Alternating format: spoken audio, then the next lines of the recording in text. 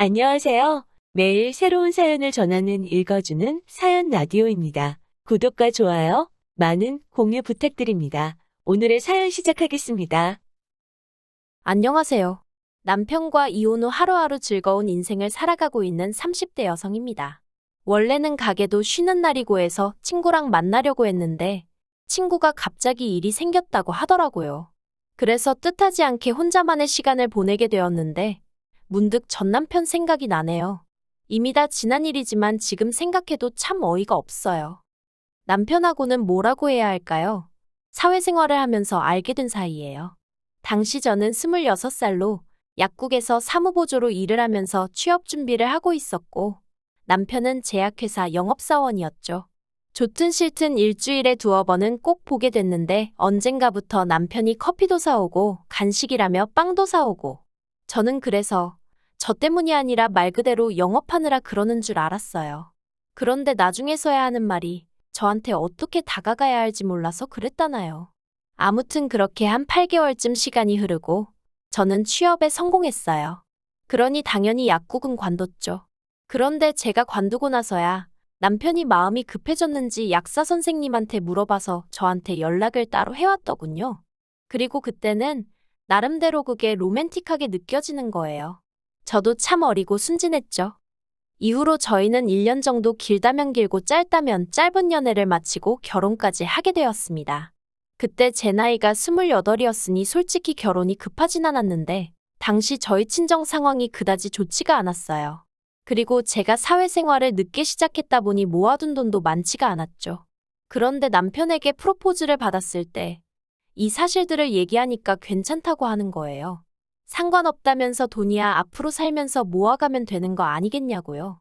아, 이 사람이라면 평생 믿고 의지하며 살 수 있겠구나 싶대요. 그래서 남편이 1억 4천짜리 빌라를 해오고 제가 3천만 원으로 혼수를 채워넣고 그렇게 결혼 생활을 시작했습니다. 그런데 저희 결혼 생활에 생각지도 못한 복병이 있었으니 그건 바로 시어머니도 아니고 신우였어요.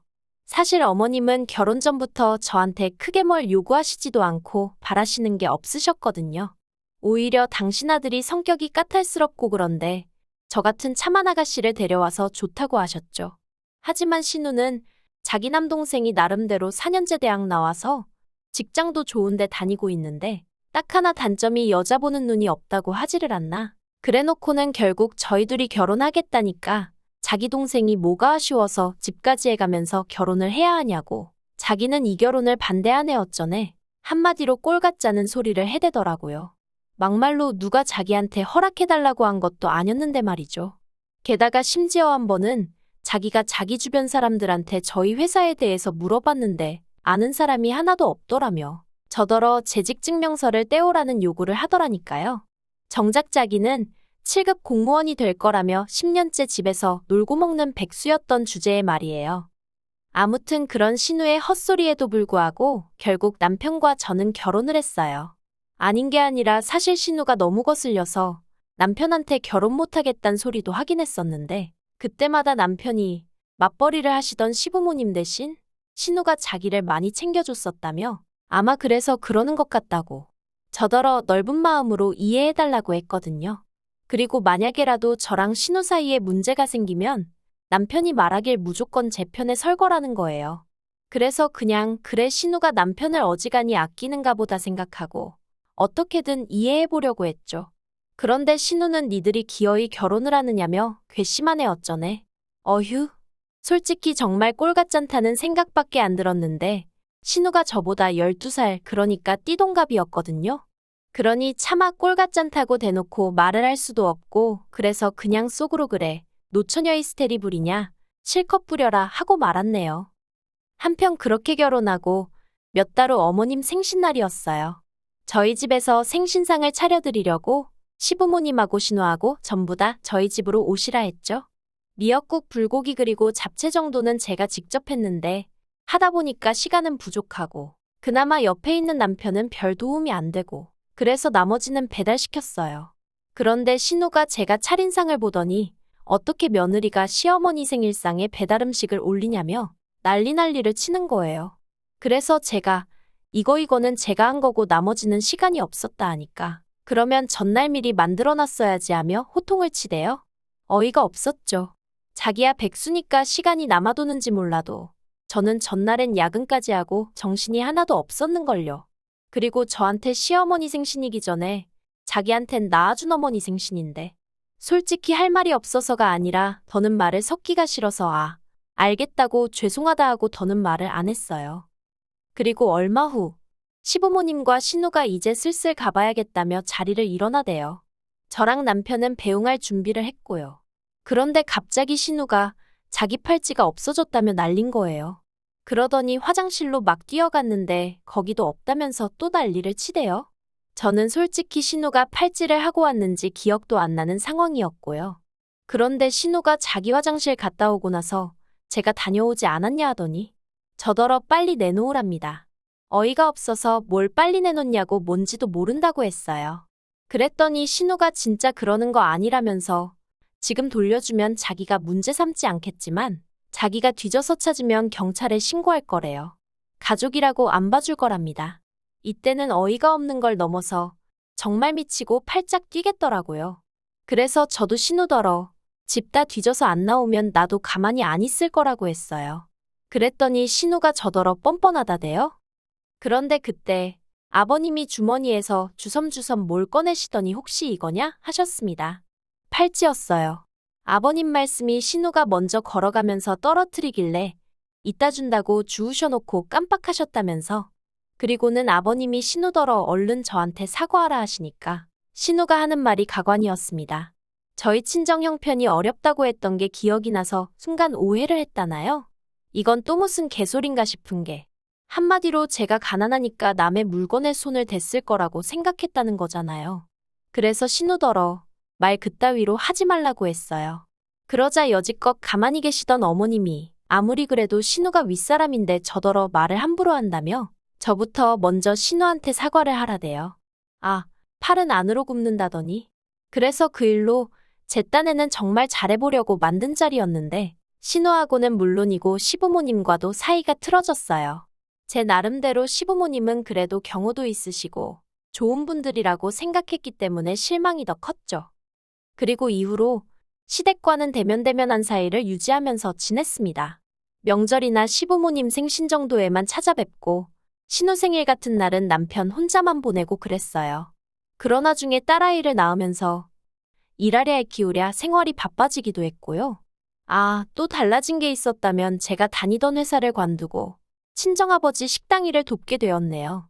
앞서 제가 결혼 당시에 친정 형편이 좋지 않았다고 얘기했는데 그게 무슨 말이냐면 사실 아버지께서 작은 식당을 하셨는데 장사가 너무너무 안 됐어요. 친정아버지 딴에는 어떻게든 살려보신다고 사시는 아파트를 담보로 대출까지 받은 상황이라 정말 말도 아니었네요. 그런데 사람 일이라는 게 정말 한치 앞을 모른다더니 제가 결혼하고 1년쯤 지났을 땐가 친정아버지 식당이 방송국의 도움을 받아 메뉴부터 시작해 가게 인테리어까지 싹 바꾸게 되었거든요. 그리고 이후로 정말 놀랍게도 전국 각지에서 손님이 몰려오기 시작하는 거예요. 심지어 어떤 대기업에선 협업 제안도 해왔고요. 아무튼 그러면서 친정아버지가 저에게 도움을 요청하셨고 저도 250주는 회사보단 친정아버지랑 일하는 게 몸도 마음도 편하겠다 싶어서 같이 하게 되었습니다. 그리고 이후로 친정아버지가 매달 400에서 450씩 챙겨주셨고 그러니 당연히 돈도 전보다 많이 모이겠거니 싶었습니다. 그런데 남편에게 한 번씩 물어보면 생각보다 돈이 모여있질 않는 거예요. 이상했죠. 아무리 제가 수학을 잘 못해도 그 정도 머리는 돌아가는데 안 되겠다 싶어서 남편한테 재정 상황 좀 전부 다 오픈을 해보라고 했어요. 이때만 해도 경제권이 남편에게 있었거든요. 그런데 남편이 그냥 무턱대고 걱정할 거 없다. 자기가 다 알아서 관리하고 있다 하며 얼렁뚱땅 넘어가려고 하는 게 여자의 촉이라고 해야 할지 딱 뭔가 있다는 감이 오대요. 그래서 이제 남편하고 말 그대로 대판 싸웠습니다. 까라고 왜 못 가냐고 혹시 도박했냐 아니면 여자 생겼냐. 그러자 남편이 한다는 말이 실은 신우에게 돈을 좀 빌려줬답니다. 정말 그 말을 듣는 순간 화가 머리끝까지 올라오더라고요. 내가 신우를 얼마나 싫어하는지 알면서 어떻게 나랑 상의도 없이 신우한테 돈을 빌려줬나 싶은 게 배신감까지 느껴졌달까요? 금액도 한두 푼도 아니고 자그만치 2천이었어요. 아니, 백수신호 뭘 믿고 2천이나 빌려줬냐고 제가 악을 썼습니다. 마음 같아선 진짜 애아빠만 아니면 머리털을 다 잡아뜯어놓고 싶은 심정이었죠. 나는 아침부터 밤까지 불 앞에서 땀 뻘뻘 흘려가며 음식하고 손님들 앞에서 속도 없는 모마냥 헤헤거려가며 장사해서 벌어오는 돈인데 그걸 상의도 없이 신우한테 빌려줬다는 게 생각할수록 괘씸하고 분하대요. 그래서 남편더러 당장 2천 받아오라고, 안 그러면 이혼이라고 했어요. 그랬더니 남편이 신우가 공무원 시험 합격만 하면 대출을 받아서라도 주겠다 했다며 저더러 좀 기다려주자는데 막말로 10년 동안 못 붙은 공무원 시험을 이번엔 붙는다는 게 말이 되나요? 제가 남편더러 다 필요 없다고 당장 2천 받아오라 했습니다. 그러자 남편이 어떻게 그러냐면서 악을 썼다가 안 되겠다 싶으니까 사정을 했다가 그리고 결국 한 일주일 만에 이게 최선이었다면서 600만 원 받아오대요.